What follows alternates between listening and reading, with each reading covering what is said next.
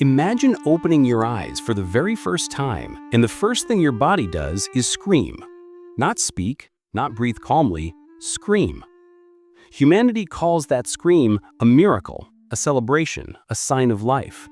But what if it's something else? What if that first cry is the most honest sound a human ever makes, the sound of a being dragged into a world it never asked to enter? No one tells you this, but sometimes love is a no. Not a refusal of the kiss, the touch, or the desire, but a refusal of the beginning itself. Some people spend nights dreaming of a child's future smile, building hope out of a face that doesn't exist yet. But others, in far greater numbers than we admit, spend their nights praying that a child never comes, not out of coldness or lack of love, but because they know how much pain already exists in every corner of the world. And here is the thought almost no one dares to face. Maybe the most loving act is not creating someone who will eventually suffer. The philosopher Júlio Cabrera wrote the sentence that defines this idea: "Because I love you, you will not be born."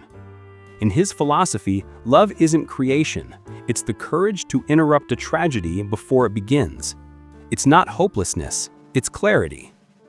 We live in a culture that treats birth like a holy event, a universal blessing, a miracle.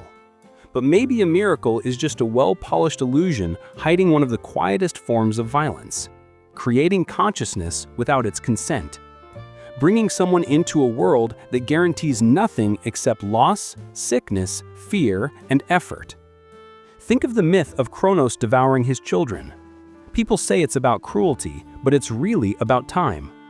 Kronos is time, and time consumes everything it creates.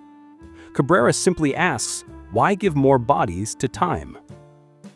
At first, the idea feels absurd, even offensive, until you really look at the world around you. Look at wars that have lasted longer than the lives of the children born during them. Look at hospital lines that wrap around buildings. Look at orphanages filled with children who may never hear their names spoken with love. Look at the people who collapse under the weight of their silence because no one ever listened. Every one of these stories began the same way. Someone believed that giving life is always a good act. But what if the opposite is true? What if the real act of kindness is ending the chain of pain where it stands? Cabrera's philosophy isn't for the weak. He doesn't defend suicide or giving up. He asks for something infinitely harder: to keep living, to keep breathing, while knowing that life itself is ethically questionable. To choose to be the last link in a chain, not from despair, but from love. Because I love you, you will not be born. It isn't selfishness, it's extreme empathy. The recognition that existence is such a heavy burden that the greatest act of love is not placing that weight onto someone else. And this marks the beginning of a journey most people will never take. The journey of looking at life without illusions, without the glossy filter of miracles or the warm narcotic of automatic hope. The journey of discovering what it means to love someone so deeply that you refuse to create them.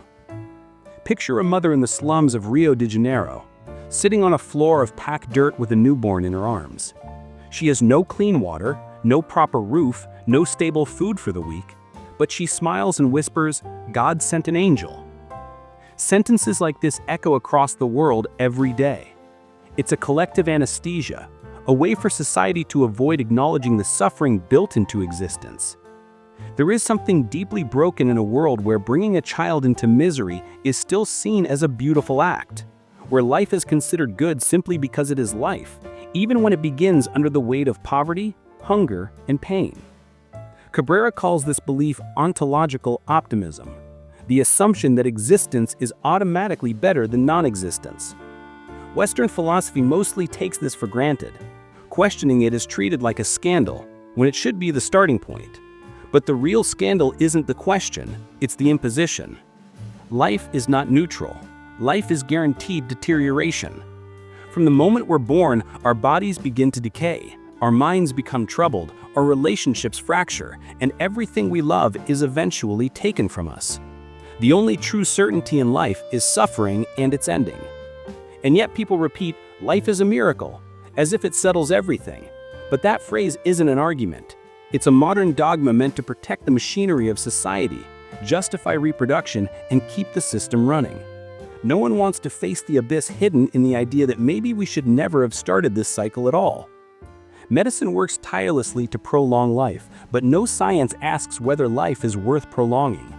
No one asks the unborn for consent because the mere act of asking exposes the truth. Birth is an imposition, not a gift.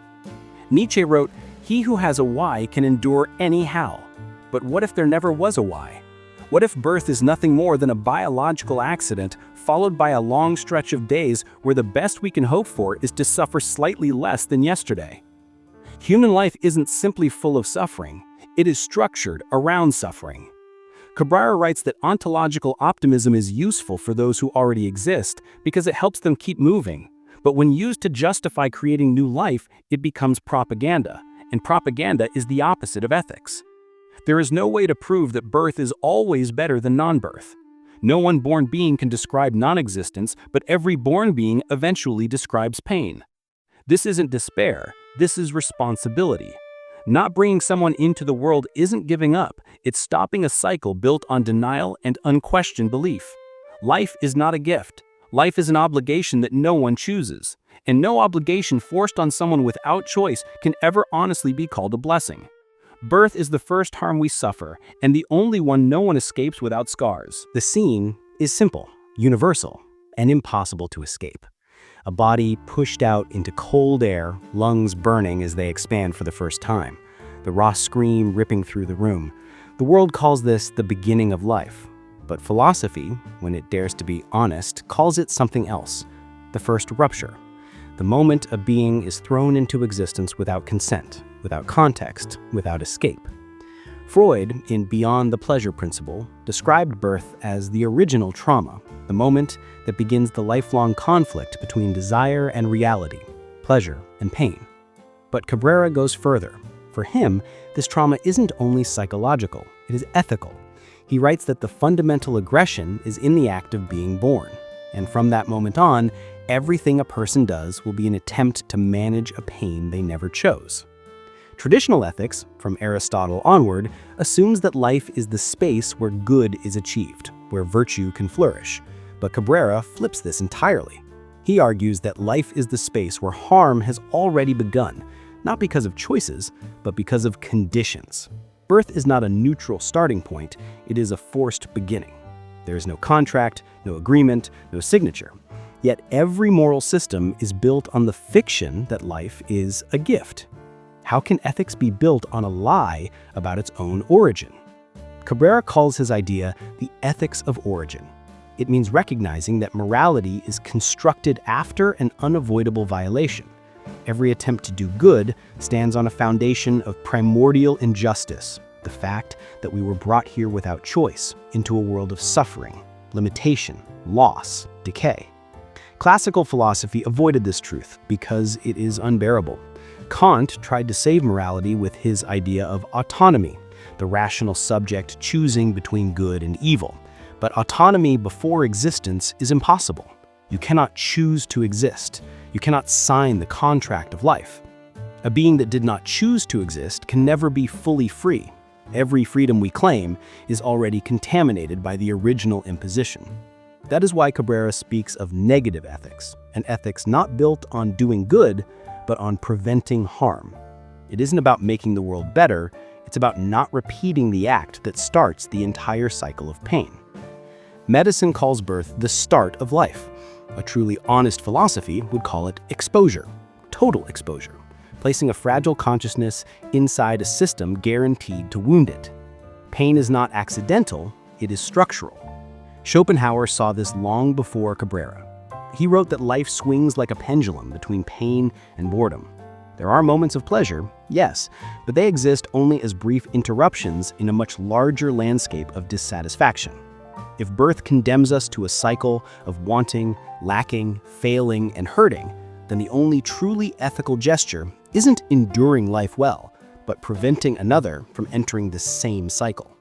Cabrera writes that birth is the only morally irreversible act. Once someone is brought into existence, there is no undoing, no correction, no apology powerful enough to take back the harm. Everything ethics tries to fix afterward, feeding the hungry, comforting the sad, healing the sick, is noble, but secondary. The original harm has already been done. Birth is the absolute damage. This leads to the question most people spend their whole lives avoiding. Is it legitimate to cause another life? Here, philosophy splits into courage and cowardice. Courage is confronting the moral scandal of birth. Cowardice is calling it a miracle. The ethics of origin is harsh because it offers no escape route. If life is structured around suffering, then creating life is inevitably an act of ethical violence, even when disguised as love. But here is where clarity becomes compassion. Cabrera is not condemning those who live. He is revealing the cost of existence. Only someone who understands this cost fully can love consciously, not as someone who spreads existence blindly, but as someone who chooses not to replicate the wound in another. Birth is the first injury. The love Cabrera writes about is the act of preventing that injury from opening in another body. Every generation promises, "My children will have a better life," and every generation fails. Humans live caught in a paradox. They want to offer love, but they end up passing on pain in a different shape. They think creating someone gives meaning, when in reality, they recreate the same void they desperately try to escape. There is something tragic and deeply human in this contradiction. We search for continuity as if it's transcendence. We want to be remembered, to leave something behind, to give life. But beneath this desire is fear. Fear of disappearing. Fear of being forgotten. Fear that our existence won't matter. Cabrera sees in this the core of modern moral contradiction. Parenthood is a form of ego wrapped in the language of love. To procreate is to impose on another the same burden we didn't refuse. Cabrera writes that the love that creates is not always generous. Sometimes it is possessive. It wants to leave a mark, a mirror, a symbolic continuation. But the love that refuses to create is the opposite. It is selfless. It asks for nothing in return. It does not want an echo, a bloodline, or a reflection. It dissolves itself so as not to repeat the violence of existence. Camus once said there is no destiny that cannot be overcome by scorn. Cabrera goes further. Some destinies are best overcome by interruption. If life is a repeated cycle of suffering, then the only truly human act is the refusal to create another soul trapped in that same cycle. Cabrera's antinatalism is not hatred for life. It is an attempt to love without injuring. Today, millions choose not to have children, not out of apathy, but out of lucidity. The world is saturated, exhausted, overfilled with broken stories, wounded childhoods, and unfinished lives. And what's striking is that recent psychological studies show that people who consciously choose not to have children for ethical reasons rather than material ones report higher levels of subjective well-being. Renunciation might truly be a form of peace. But the deeper truth is this: humans today are exhausted not just financially, but existentially. Work has become survival.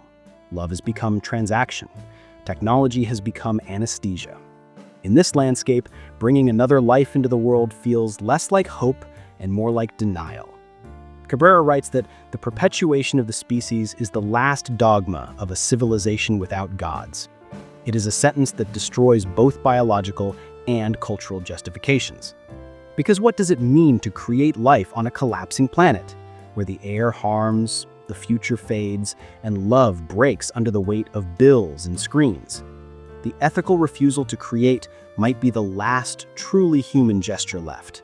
Not surrender, lucid compassion. The only form of love that demands nothing, expects nothing, and asks for no gratitude.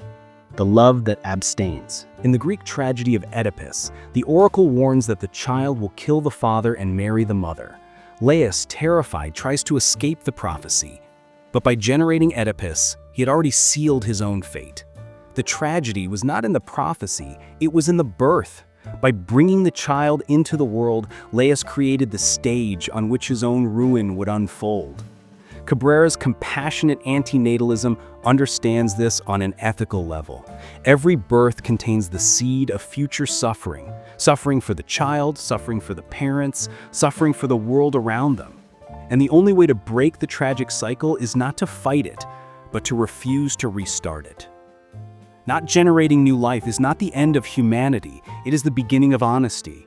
It is the unmasked admission that to love someone might mean sparing them from the weight of existence. Human life is not a grand construction, it is a containment operation. Ask anyone, anywhere in the world what they do every day, and if you strip away the details, the answer is always the same. I avoid the worst. I avoid losing my job, I avoid getting sick, I avoid being alone. I avoid disappointing people. I avoid breaking down.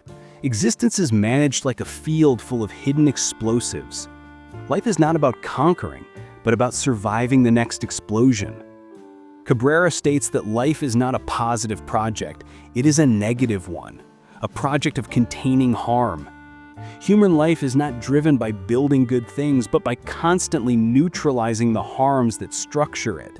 This isn't pessimism, it's structural truth. From birth, we are thrown into a world where the body decays, the mind falters, and time erases us. Everything we do, consciously or not, is an attempt to delay collapse. There is no life plan, only damage control plans. Schopenhauer described happiness as nothing more than a temporary pause in suffering. He understood that existence isn't made of fullness, but of lack. Wanting, missing, chasing what slips through our fingers. And when we finally get what we want, the next visitor is boredom. Cabrera builds on this, not with systematic pessimism, but with ethical clarity. If life is fundamentally defensive, if living is mostly the attempt to manage pain, then bringing someone into existence is forcing them into a life of constant defense, a life of perpetual containment. This is where philosophy becomes unbearable for many. It offers no comfort, only clarity. And clarity here is ruthless. No one can live without suffering. No one can live without fighting to reduce suffering. That fight is what we call life. This isn't about focusing on the negative, it's about exposing the machinery of experience. Health is only the absence of disease. Peace is only the absence of conflict. Love is often just the absence of abandonment. Everything we value is a shadow cast by something we fear. Life is lived at its core by contrast with what we're trying to avoid. And once you admit this honestly, the myth that life is good by default collapses. Cabrera's negative project is not a philosophy of despair, it's a diagnosis. It reveals that life, far from being a path toward fulfillment, is a sequence of attempts to reduce inevitable damage. Each choice we make to work, rest, love, stay alive follows this hidden logic. We don't search for good, we search for relief. And relief only exists because pain is the baseline. Against this diagnosis, the natalist worldview offers distractions. Love, legacy, meaning, destiny, but none of these ideas survive contact with real life. Love demands sacrifice, legacy fades. Meaning must be built from scratch every morning like someone trying to build a house in a swamp. Cabrera doesn't offer a solution, he offers a limit. The limit is simple. Do not repeat the imposition. Do not pull another being into this negative project. And living inside this negative project doesn't mean we must stop living. It means no one should be forced into it without choice. The negative project of life is the core revelation of antinatalism. To love is not to bring another being into the world. To love is to recognize the weight of living and refuse to pass it on. And here a deeper truth emerges. People don't choose children only out of hope. Many choose children out of fear. Fear of being forgotten. Fear of dying alone. Fear of leaving no trace. Fear that their life will mean nothing if it ends with them. But meaning built on someone else's suffering is not meaning. It's dependency. And a child is not a life raft for a drowning adult. The world is full of people who were born into lives shaped by fear, insecurity, or the desire of their parents to feel immortal. Cabrera says that to create someone in order to soothe your own existential anxiety is not love, it's disguised ego. And the disguised ego is everywhere. Parents often say they want to pass on their love, but they also want to pass on their name, their blood, their hopes, their unresolved dreams. They want continuity. But continuity is not compassion. The love that refuses to create, on the other hand, asks for nothing. It does not seek validation. It does not want a mirror. It does not want a legacy. It is the rare, radical love that says, the pain stops with me. No one else carries it. In a world saturated with suffering, overpopulation, environmental collapse, and fractured relationships, choosing not to create new life is not apathy, it is lucidity. It is compassion dressed as silence. Psychological studies increasingly show that people who choose childlessness for ethical reasons often report higher levels of well-being, not because they escaped responsibility, but because they embraced responsibility in its deepest form, the responsibility to avoid causing harm. This is not the rejection of life, it is the refusal to expand suffering. And in this refusal lies something strangely pure, something deeply human. The decision to hold the line, to say, it ends with me, to accept one's own existence, but refuse to impose it. The love that abstains is the only form of love that guarantees no harm. Human existence today is not only strained by money, work, and time, it is strained in its core, its meaning, its breath. People feel tired in ways they can't describe. Work has turned into survival, relationships have turned into transactions, technology has turned into a constant distraction, a soothing drug that numbs the quiet terror beneath daily life. And inside this landscape, the desire to create a new life feels less like hope and more like stubbornness. The desperate insistence that the old script must continue no matter how broken it is. Cabrera writes that the perpetuation of the species is the last dogma of a civilization without gods, and this idea shatters every traditional justification for having children. If the world is collapsing, if the air is toxic, the oceans rising, the climate deteriorating, and loneliness spreading like a fog, what does it mean to bring a child into this collapsing stage? What kind of love creates a being for a world that cannot promise anything except instability and pain? The ethical refusal to create becomes, paradoxically, the last human gesture left. It is not abandonment, it is conscious compassion, the only form of love that demands nothing and expects nothing in return, the love that abstains. But before reaching this clarity, we must face a truth that people avoid with every distraction they can find. Humans are not guided by meaning, but by containment. Every day they wake up and perform a ritual of preventing disaster, avoid the illness, avoid the heartbreak, avoid the failure, avoid the violence, avoid the loss. Life is not a story of goals, it is a story of avoiding collapse. Cabrera's ethics exposes this with surgical precision. He claims that life is a negative project, meaning that the human condition is defined not by the pursuit of good, but by the endless work of suppressing harm. Everything we call good is simply the momentary silence of something worse. Health is only the absence of disease. Peace is only the absence of conflict. Security is only the temporary delay of danger. Joy is only the brief interruption of pain. And even love, the most praised experience of all, is often the absence of loneliness, the avoidance of abandonment, the shield against despair. Once this structure becomes visible, the romantic idea of bringing a child into the world collapses, because to bring someone into life is to force them into this machinery of avoidance, into the system where every breath is a defense mechanism. And the worst part is that no one chooses to be here. That fact alone contains more ethical weight than society is willing to admit. People are terrified of confronting this truth because it exposes how thin the stories are that hold the world together. Society tells us that life has inherent meaning, that existence is a blessing, that parents are noble, that birth is beautiful, that everything happens for a reason. These phrases are not wisdom, they are armor. Armor against the unbearable idea that perhaps the world never asked for us, and we never asked for the world. Against this, natalist thinking offers emotional distractions: love, legacy, hope, destiny, cultural continuity, family pride. But these distractions don't survive direct contact with the human condition.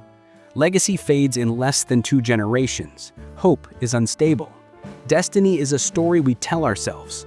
Cultural continuity is a choice, not a moral law. And family pride is just another mask for existential fear. Cabrera does not destroy these ideas. He simply refuses to use them to justify creating another person. His philosophy draws a line in the sand. If life is structured around harm, then creating life is creating harm. Not metaphorically, literally. And yet Cabrera does not preach despair. He praises lucidity, the kind of clarity that demands courage, because clarity reveals a responsibility most people never consider. If the cost of existence is unavoidable suffering, then the most ethical act is to avoid placing that cost on someone who had no say in the matter. The birth of a being who did not ask to be here cannot be undone. Their pain cannot be retrieved. Their suffering cannot be refunded. Their existence cannot be reversed. And because of this, antinatalism becomes not a rejection of life, but a defense of those who do not yet exist. The greatest compassion is towards those who are not here. It sounds strange, but it is ethically precise. The only way to avoid forcing suffering on another is to avoid creating the one who would suffer. Cabrera calls this the final frontier of ethics, the point where morality is no longer about doing good to those around us, but about refusing to produce someone who will be exposed to the entire structure of harm. And here is where the philosophy becomes even more demanding. It is easy to love someone who exists. It is easy to sacrifice for someone who already breathes. It is easy to protect a child you already hold. But it is profoundly harder to love someone who could exist and choose not to create them out of respect for their potential suffering. This love is invisible. It will never be praised. It will never be celebrated on holidays. It will never be photographed, written into family stories, or spoken at celebrations. It exists in silence. Antinatalism, in its deepest form, is the love that acts before a face appears. The love that says, I care about you so much that I refuse to expose you to everything I have endured. It is one of the only forms of love that leaves no victim. And yet, it demands more strength than almost anything humans do, because it requires resisting every biological impulse, every cultural expectation, every romantic fantasy, and every fear of loneliness. It requires standing alone, lucid, against the entire machinery of society. It requires the courage to end with oneself, not as a failure, but as an act of mercy. And mercy, in its purest form, is a kind of love that world almost never recognizes. Living is not an excuse to create more life. This is the line that separates loving antinatalism from nihilistic escape. Cabrera never defended suicide, never defended abandoning the life you already have. His philosophy demands the opposite, an extreme, almost brutal responsibility. Since we were thrown into existence without being asked, we have no right to throw someone else. And this is the moment where everything connects. Birth is an ethical trauma. Life is a negative project. True love may require renunciation, and the belief that life is good by default is nothing more than ontological optimism, a fiction maintained because we fear the alternative. But facing the void is not weakness, it is strength.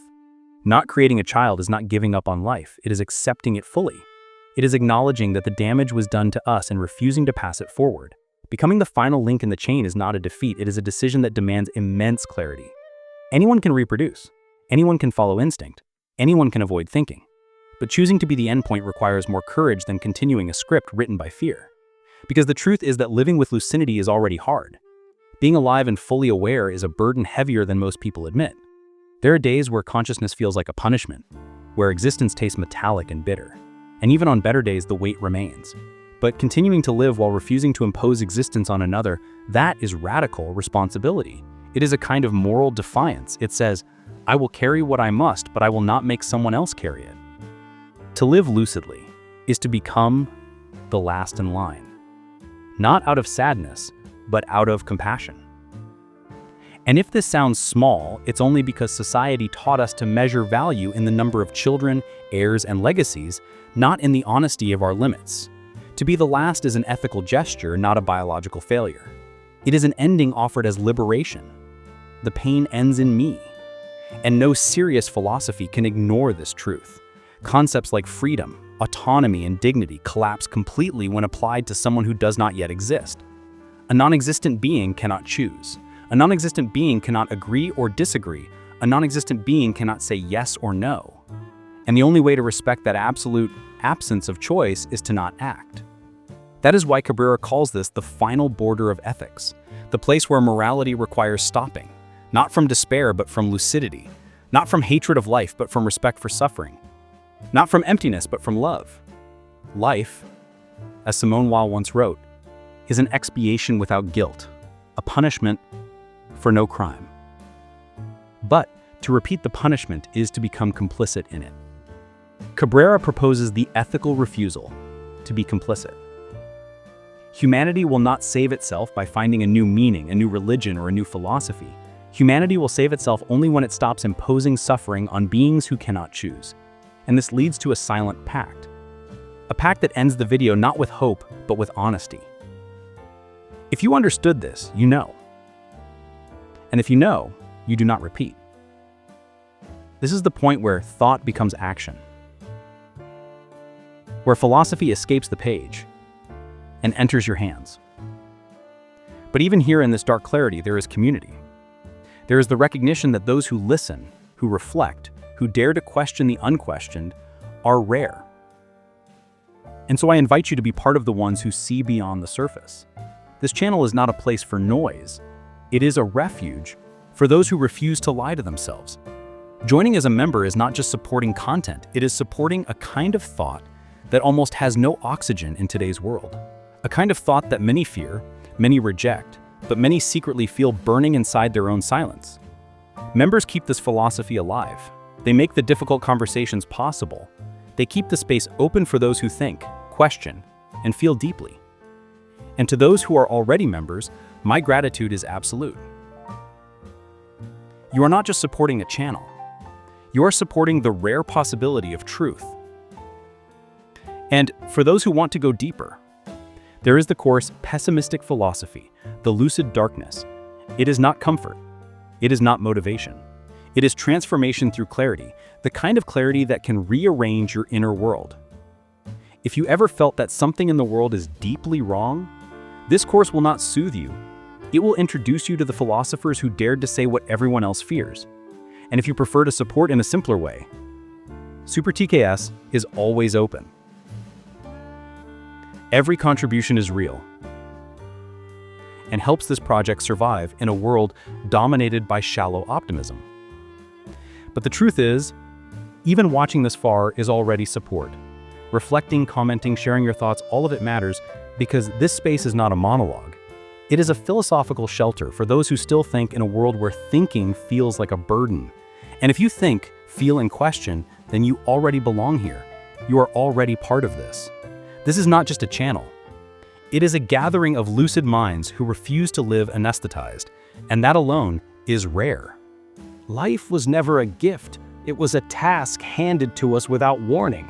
And yet humanity keeps insisting that continuing this task is an obligation, almost a sacred duty.